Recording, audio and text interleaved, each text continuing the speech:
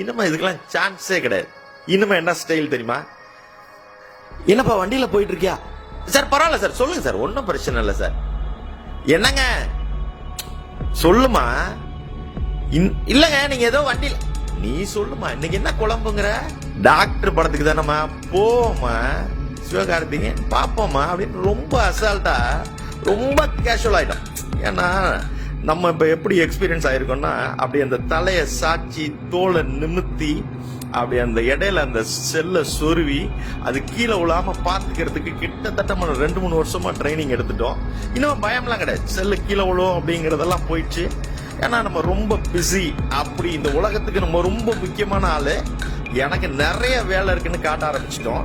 இதுல ஒரே ஒரு பாயிண்ட் என்னன்னா, இப்ப இதுக்கு வயசு வித்தியாசம் எல்லாம் கிடையாதுங்க.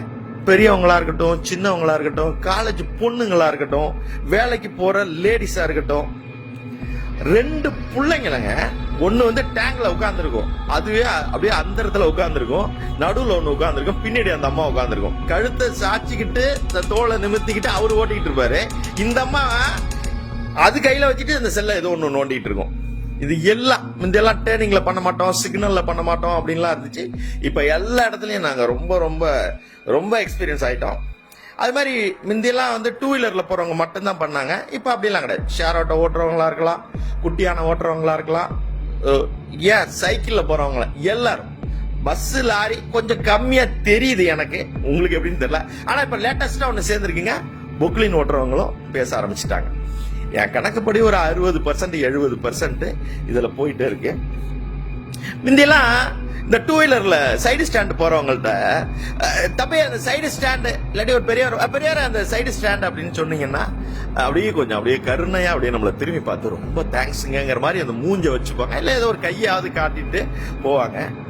இப்ப ஒண்ணும் இல்ல, ரொம்ப எல்லாம் நீங்க எல்லாரையும் சொல்ல வேணாம், ஃபேமிலியா போறவங்கள்ட்ட ஆனா கொஞ்சம் ஓரமா நிறுத்தி பேசப்படாதான்னு சொல்லி பாருங்க. அப்படியே உங்களை முறைச்சு பார்க்கலன்னா நான் ஏண்டான்னு கேளுங்க, உங்களை அப்படியே முறைச்சு பாப்பாரு. எல்லாம் எனக்கு தெரியும், போயா போயா அப்படிங்கிற மாதிரி இருக்கும் அவருடைய பார்வை. ஆனா எனக்கு ஒண்ணு மட்டும் தெரியுங்க, எல்லாருக்கும் கனவு இருக்குங்க. நம்ம பொண்ணு காலேஜ் படிச்சுட்டு இருக்கு, எப்படியாவது அவருக்கு வேலை கிடைக்கணும், ஒரு நல்ல இடத்துல கல்யாணம் பண்ணி கொடுத்துடணும், நம்ம பையன் நிச்சயமா டாக்டர் ஆயிடுவான், அவனை எப்படியாவது டாக்டர் ஆக்கி பாத்துறணும், நம்ம சமுதாயத்து மத்தியில அவனை டாக்டர் ஆக்கணும் அப்படின்னு ஒரு மனசுல பெரிய வைராக்கியம் வச்சிருக்கீங்க. அந்த எப்படி அந்த நகர்ல ஒரு வீட்டை கட்டி ஆகணும்னு அந்த பிளாட்டை வாங்கி போட்டு 10 வருஷமா நீங்க அதை கனவு கண்டுட்டே இருக்கீங்க. ஸோ எல்லாருக்குள்ளேயும் ஒரு கனவு இருக்கு, எல்லாருக்குள்ளேயும் ஆசை இருக்கு. ஆனா இந்த ஒரு தப்பை எதுக்காக நம்ம பண்றோம்னே தெரியல. நம்ம ரொம்ப பிஸின்னு காட்டிக்கிறோமா, இல்ல நிஜமாவே நமக்கு வேலை இருக்கா, எனக்கு தெரியலங்க. நீங்க நல்லா யோசிங்க. இதுல இருந்து நம்ம எல்லாரும் மாறலன்னா நம்ம நினைக்கிறதெல்லாம் செய்ய முடியாதுங்க. அதே மாதிரி எதுக்க வர்றவங்களுக்கு நிறைய வேலை இருக்கு, அவங்களுக்கு நிறைய கனவுகள் இருக்கும். அதனால இனிமே இந்த தப்பை யாரும் பண்ணாதீங்க.